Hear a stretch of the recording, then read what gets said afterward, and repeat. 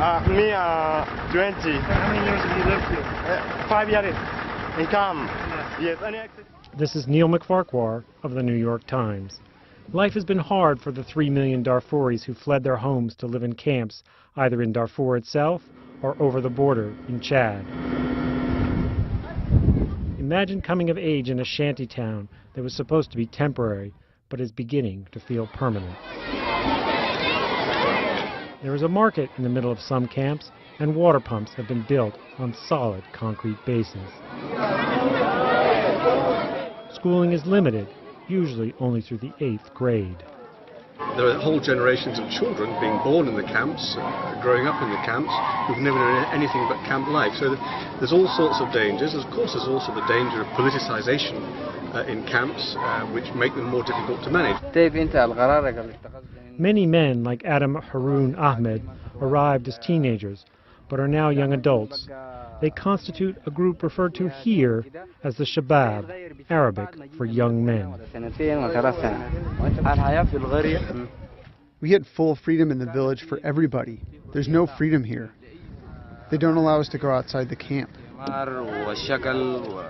Brutal things caused us to change our views. A rising political force in the camps, the young men are increasingly angry and outspoken about their uncertain fate and the insecurity that troubles their lives.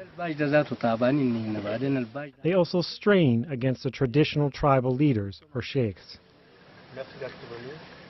UN officials say the Shabab take justice into their own hands, organizing vigilante squads to punish anyone who speaks of compromise with the Sudanese government.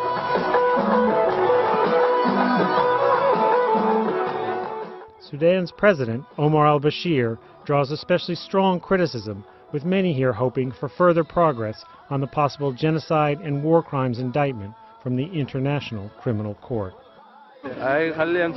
Arrest Omar and we can go. That will solve the case and we can go.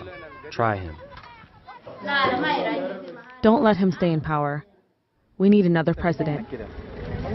When President Omar Bashir has died, then we will go back. Despite troubles in the camps, Mohammed and many others like him have no interest in returning to the ordinary rural lives of their fathers, eking out a living from the harsh terrain.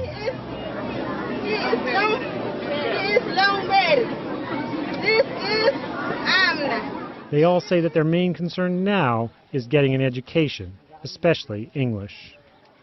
I don't want to be a farmer. Before, when we was a farmer, we are not understand anything.